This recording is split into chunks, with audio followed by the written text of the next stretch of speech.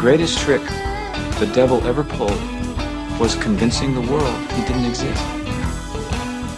I said it before and I'll say it again. Life moves pretty fast. You don't stop and look around once in a while, you could miss it. Keep the change, you filthy animal. Good morning, Vietnam! It's the Al Travis Show, and sometimes we're more excited to have a guest on than usual, and that would be today. We've got Senator Aric Putnam with us. I don't know how to put this without sounding really corny, but I'm going to say it anyway. When Charlie Kirk got shot a week ago, and people who listen to the show realize that hit me weird that day in that he wasn't going after me, personally 60-year-old guys. He was talking to young college kids, which, of course, my children are of that age. They knew him. They had sent me a link to his. I've watched many of his videos because once you start getting him on your feed or whatever. So I knew Charlie Kirk, and it hurt me. It hit me. But it was the next day that I went out to the garage, had a cigar, and I smoked a cigar, and I got on X. And because you watched one of them, and I'm sure the algorithm did it, it just downloaded all these people dancing on his grave, singing songs and doing this thing. And that's when it really hit my heart hard. And I thought, I've got to talk to somebody, and I could not wait for you to come on the program. Senator, for folks who don't, besides being a fine senator, you're a professor at a college. I would love to know the general malaise or what the kids were saying, I suppose it would be Thursday for you as well. How did that happen? What happened at school? What were the thoughts? Do you know? Well, so to be fair, two things real quick. I teach Monday, Wednesday, Friday, so I wasn't there on Thursday, so I don't know the sort of immediate aftermath. And also, and don't tell anybody this, but the school where I teach is not especially politically active or kind of external looking. I didn't hear a word about it. Wow. Okay, that is okay. That's okay. Well, I'm glad you chose not to talk to me too. You know, there's lots of variables that could be there, but the only thing I can say is that like no one seemed to really be all that engaged on that. You are a left friend of mine, a friend on the left, and I always appreciate everything you have to say. What were your thoughts as a politician, as a man who speaks? I mean, you come on the show every week to tell me what you think. Does that put a squeeze on you saying, no, there are too many crazies out here anymore? We had the Hoffman-Hortman shootings. I mean, it's getting a little close to home, isn't it? Well, Melissa's situation and John's situation hit me a little bit harder. Sure. You know, because obviously I know them personally, but also I'm kind of more implicated in that. It feels more immediate to me. Yeah. But obviously I was sad and frustrated. And the part about this, and the same thing bothered me about Melissa and John, and I think you were probably going to be with me on this one, is the event itself was sad, but what's really frustrating is the crap that happens afterward. And I'll tell you, like, as a politician, that's me as a human being. Me as a human, like, worries about his kids. Me as a citizen, worries about the crap we're going to make out of it, and like the extra hate we're going to start spewing because of it. Me as a politician was frustrated because that was the night that I was doing a town hall on guns and public safety in schools. Seriously. So I did for a second think about canceling the event because I thought, not necessarily endangered, but I thought the emotions would be too high. Yeah. But let me tell you something, and this should make you happy, and I'm going to brag in my community for a second. I had 250 people there. Oh, and okay. There were people at the tables who I know don't like each other, who I know don't disagree with each other, sitting at the same table. Not one raised voice. Not one bit of yelling or nastiness. It was actually weirdly pretty cool. And that's cool. And again, I don't know where you sit on the religious spectrum. I think if something positive comes out of even negative things, it could be the normal people will rise up and get back to a place where we don't have to agree, but we can have a beer and talk about the Vikings then or whatever. You know, we don't have to. I'm hoping that's what comes out of this. It seems that this lingering on for over a week now, that might be the momentum this has. I mean, a guy who wasn't a politician got shot. He was, I get it, but it's hung around for a week. Maybe we're going to change something. I hope so, dude. I hope that everyone else just becomes more like you and I. Like, that's really the goal, right? Like, everyone should be more like us. See, that's that really sounds conceited, but it's true because we do get along. Everybody should be like us. A couple of handsome dogs on the radio.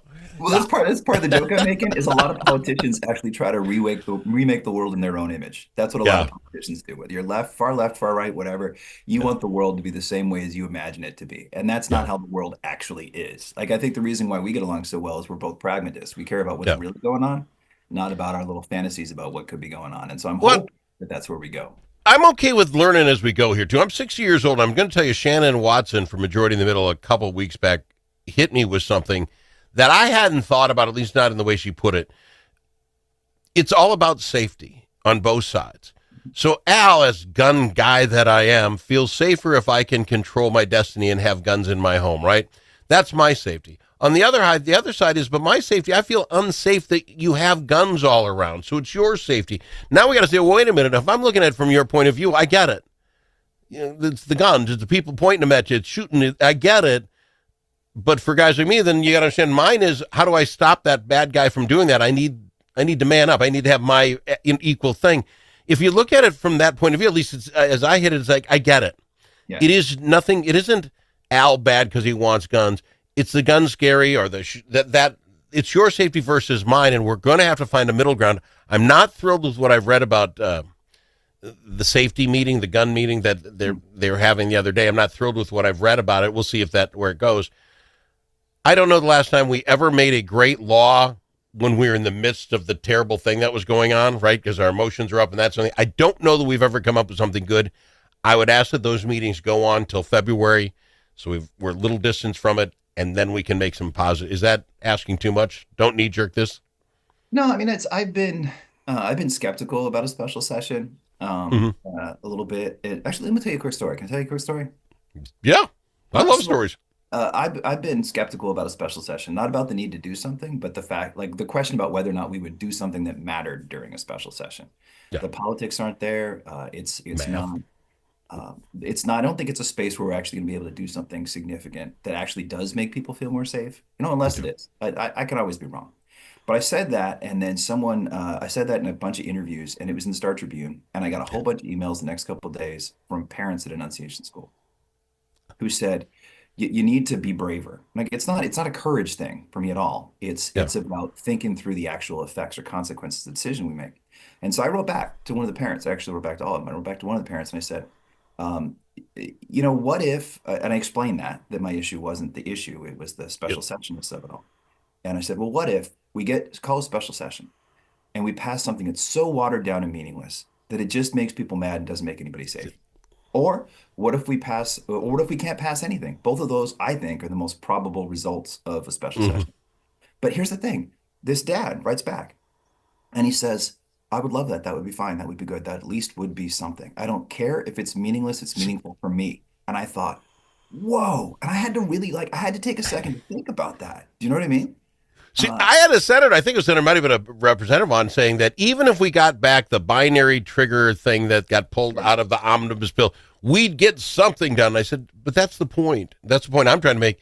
That had nothing to do with any of the three shootings we're talking about. It's a thing if you want to go get it in February. But I would think, and again, I wasn't involved with it, so parents that are feeling, with the church shooting, I get it. You want something done. I can feel that for you.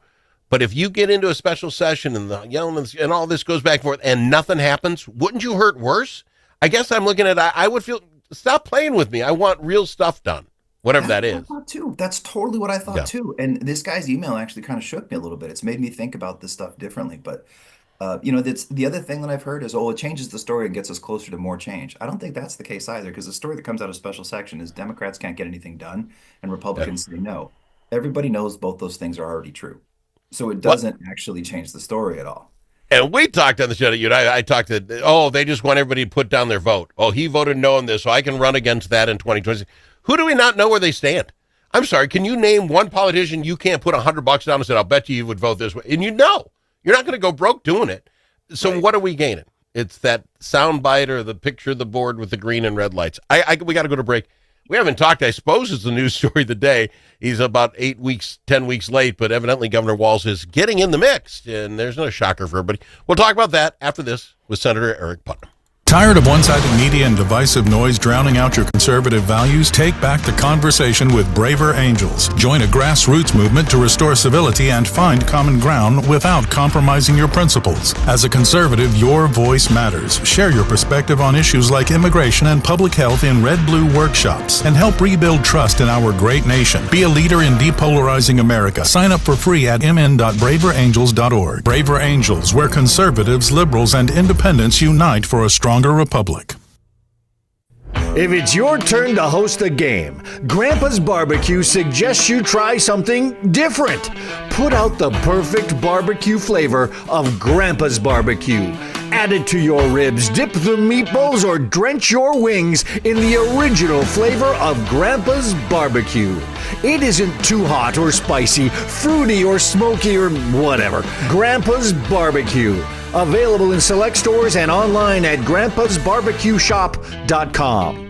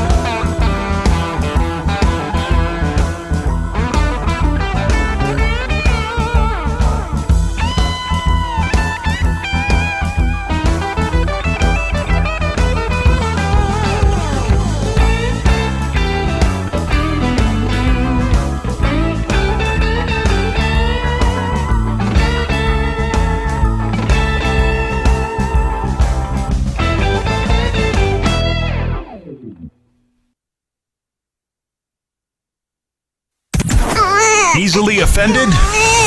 The Al Travis Show is not for you. The Al Travis Show. All sides are welcome. Love having him on. He's Senator Aric Putnam. Senator, before we get to the walls thing, just quick, evidently Senator Ann Rest has announced that she is going to retire after 40 years in the legislature. First off, I know her. I had her on the Between the Lines show a couple of times. I don't know if she got me. I really enjoyed her, but I don't, not everybody enjoys Al as he laughs. But I really enjoyed her. And if you see her, ask her if she'd become a regular on the program. She's very smart. She's been there for forever. I'd love to get her on the program. I don't have a contact with her. If she'd like that, let her know. What are your thoughts on her retiring? 40 years, though. You gave enough. I don't have any problem getting out after 40 years. Goodness. Well, I gotta say, like on a personal level, it kind of bums me out because I love her to death. She is absolutely awesome, and you know where she stands whenever she stands there, and she's smart as a whip. Yeah. And she's just a really strong, powerful, awesome voice and a good friend. I don't want to use the word mentor because that's a little bit weird because I'm old too. But but she knows her way around the legislature. I mean, you get there 40 years, she knows where all the bones are buried or whatever, the skeletons. She knows where to get things done. She's smart. Like that's the thing. Like I like the way you ended that because she knows where the bones are buried, but she also knows how to put them back together as a skeleton. Like Yeah. that's the part that's cool about her. One of the Yeah. many cool parts about her is she's super dedicated and she's awesome. I will say also though that I've every year I've been in the legislature, I've introduced a term limits bill because I Okay. believe pretty strongly in term limits.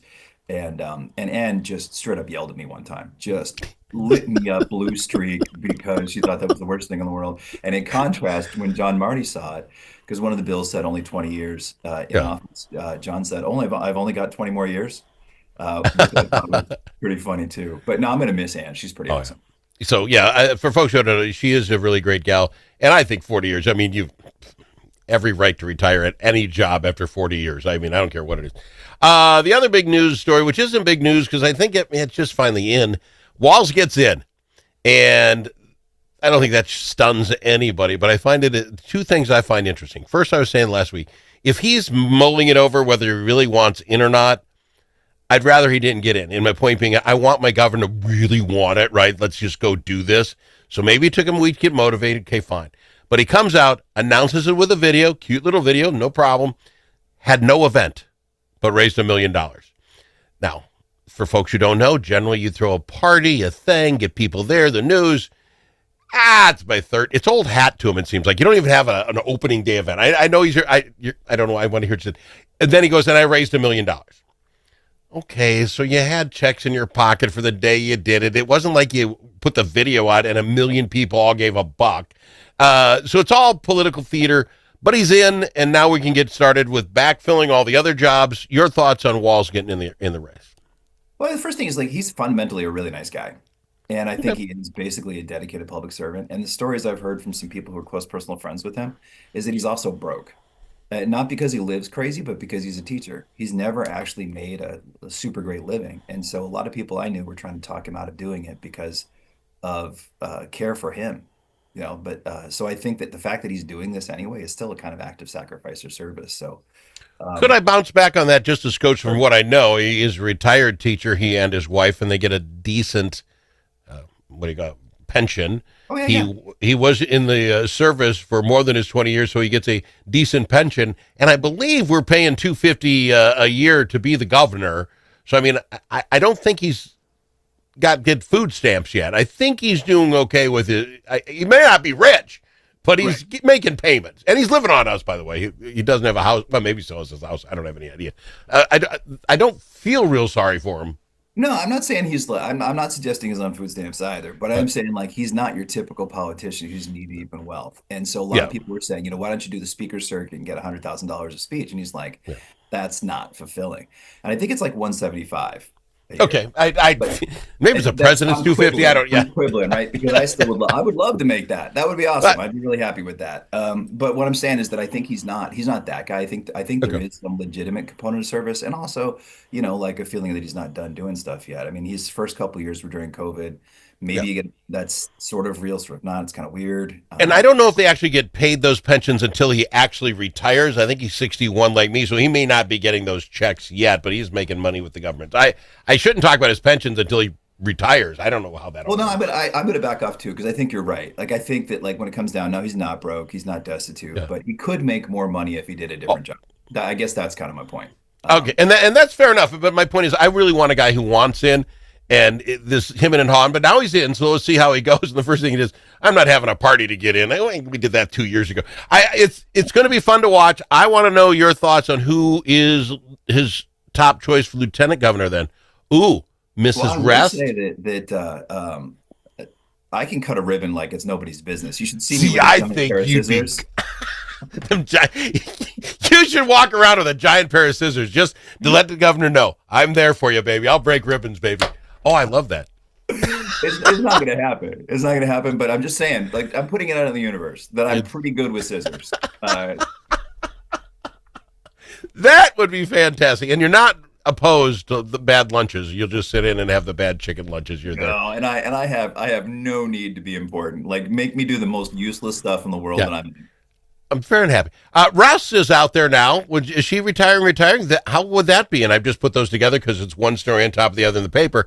The other one is Melissa Lopez Franzen, who I really like. She's been on this show a lot. She quit a good gig at the U and to run for Senate and then got out because everybody jumped in the Senate race. She got out, so she's hanging around. She'd be good, wouldn't she? Yeah, I think she'd be great. And the names I've heard offered, I think would be fantastic. But I gotta say, since you suggested it, I would love to see a Walls Rest ticket just to watch them bicker. It would be hysterical. We're looking at this different than most folks, I think, in the state of Minnesota. This could be so much funny. fun. Well, it's not like LG matters anyway, right? So, like, our goal has to be entertainment. That has to be like what we're looking for. That's why we get up on Wednesdays to do this show. Sir, I'm out of time. I love having you on. Thanks for doing this. We'll see you next Wednesday. Great to see you, my friend. Senator Aric Putnam on the Al Travis Show. If it's your turn to host a game, Grandpa's